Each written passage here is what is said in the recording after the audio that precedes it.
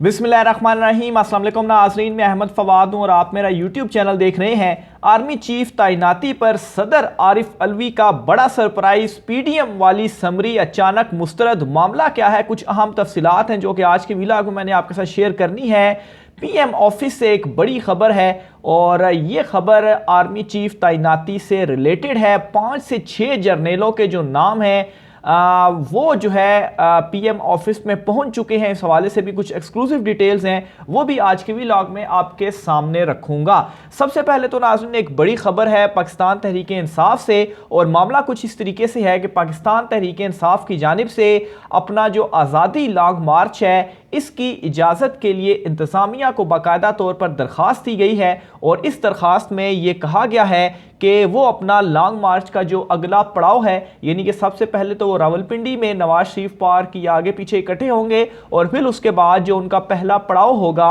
वो फैज़ाबाद पर होगा और वहाँ पर उन्होंने धरना देने का फैसला किया है। और इस हवाले से बाकायदा तौर पर पाकिस्तान तहरीक इंसाफ की जानिब से इंतज़ामिया को जो दरख्वास्त है वो दे दी गई है। पाकिस्तान तहरीक इंसाफ के रहनुमा के मुताबिक डिप्टी कमिश्नर जो है रावलपिंडी, उनको इस धरने के हवाले से जो दरख्वास्त है वो दी गई है। और इमरान खान साहब ने वंस अगेन सरप्राइज किया है पूरी पीडीएम को, जो कि इस्लामाबाद में गुज़श्ता तकरीबन 1 महीने से वहाँ पर पुलिस की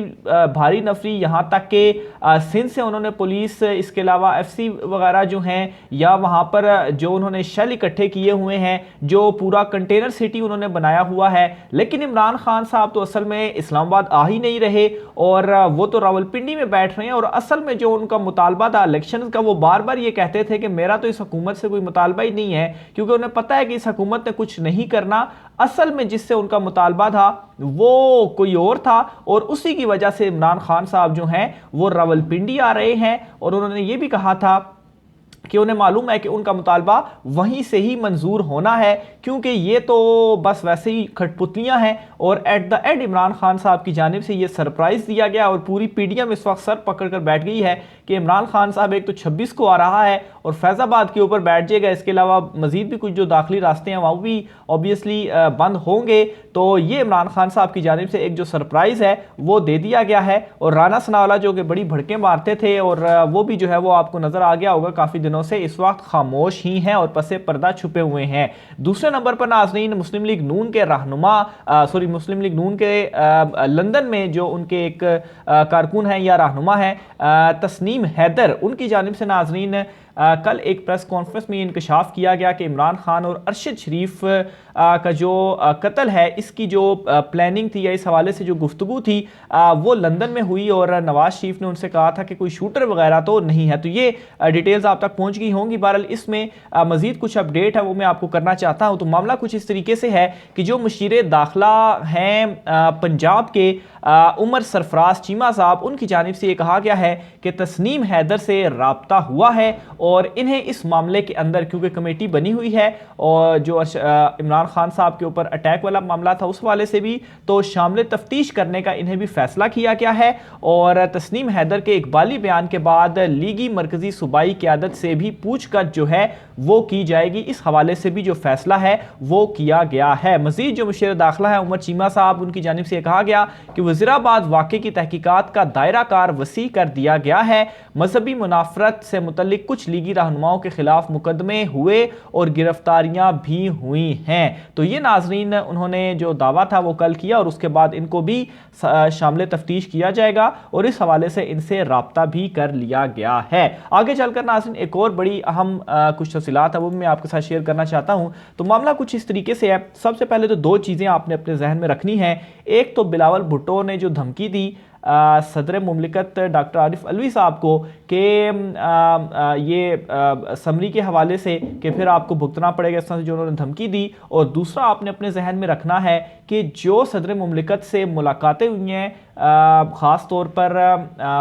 आर्मी चीफ जनरल बाजवा साहब की भी हुई हैं, फिर इसके अलावा जो इसहाक डार साहब की हुई हैं, और ख़ास तौर पर नवाज शरीफ के जो पैगामात वहाँ तक पहुँचाए गए हैं, और ये जो सारी बौखलाहट है ये आखिर में है क्यों, इसका मैं आपके सामने थोड़ा सा तजिया जो है वो मैं रखता हूँ। मामला कुछ इस तरीके से है कि ये तो इख्तलाफ है पिंडी इस्लामाबाद के दरमियान कि ये आर्मी चीफ होना चाहिए, यहाँ से पीडीएम जो है वो अपनी मर्जी करना चाहती है, लेकिन असल में वो अपनी मर्जी कर नहीं पाएंगे। हुआ कुछ इस तरीके से है कि मुलाकातें या मिन्नत तरला लेकर गए हैं वो सदर के पास कि जो समरी हम आपको भेजेंगे, जो नाम हम आपको भेजेंगे, आपने उसको अप्रूव कर देना है, क्योंकि अगर सदर मुमलिकत उसमें डिले करते हैं या उसको रिजेक्ट करते हैं तो फिर जाहिर सी बात है ज़्यादा वो तो नहीं होगा, वज़ीर-ए-आज़म के पास ही इख्तियारात हैं, ज़्यादा इख्तियारात सदर के पास नहीं है, लेकिन कुछ डिले जो है मामला हो जाएगा और डिले इस वक्त मौजूदा पीडीएम हुकूमत नहीं चाहती। उससे होगा क्या, उससे इनकी हुकूमत फारिग होने का खतरा है। वो कैसे, वो भी मैं आगे चलकर आपको बताता हूँ, लेकिन पहले इस मामले को आपने समझना है। अब है इस तरीके से कि उनको ये खदशा था कि हमारा नाम अगर हम सदर को भेजते हैं और वो अप्रूव नहीं होता तो फिर तो हम मारे जाएंगे, क्योंकि नाजरीन, और इसी वजह से मुलाकातें सदर के साथ हुई, लेकिन नाज़रीन सदर मुमलिकत ने इनसे जो है वो चूँकि इनकार या कुछ और इन्होंने कहा होगा, जिसकी वजह से बिलावल भुट्टो ने भी ये धमकी दी और दूसरी तरफ इनकी जानिब से भी जो फ्रस्ट्रेशन है वो मौजूद है। और फिर जाहिर सी बात है सदर अलवी की जो आम हलकों से मुलाकातें हैं तो जाहिर सी बात है उनका जो नाम है वो कोई और है। और अगर इस तरह से होता है कि ये अपनी मर्जी करते हैं और अपना नाम जो है वो भेजते हैं और वहाँ पर कुछ डिले हो जाता है, तो फिर उस सूरत में ये भी हो सकता है कि शहबाज शरीफ जो हैं उनको अगर एतमाद का वोट लेने का कह दिया जाए, इस सूरत में कि वो अपनी मनमानी करते हैं, अपनी जिद पर अड़े रहते हैं, नाम भेजते हैं, और जाहिर सी बात है सदर के पास इख्तियार होता है कुछ दिन अगर वो उसको डिले में भी रख सकें और उसके बाद उसको वो अप्रूव करें तो फिर जाकर बाकायदा तौर पर जो पूरा प्रोसेस है वो मुकम्मल होता है। लेकिन नाज़रीन अगर सदर साहब उसमें थोड़ा डिले कर दें और उस दौरान इनको एतमाद का वोट लेने का कह दें और शहबाज शरीफ जो हैं ज़ाहिर सी बात है फिर वो हुकूमत तो उनकी गई, एतमाद का वोट वो नहीं ले सकते, क्योंकि जिनसे आप फिर पंगा ले रहे हैं उनकी मर्जी नहीं मान रहे, तो फिर एक वोट के ऊपर आप खड़े हुए हैं। तो असल में सारा मसला इनको इस वक्त ये पड़ा हुआ है, इसीलिए ये इमरान खान के पास भी डॉक्टर अलवी के ज़रिए जो है वो मिन्नत तरलों के जो पैगामात हैं वो पहुँचा रहे हैं और इनकी जो फ्रस्ट्रेशन है उसकी रीज़न भी यही है। फिर नाज़रीन आज की एक और बड़ी अपडेट जो है वो भी मैं आपके साथ शेयर करता चलूँ आखिर में,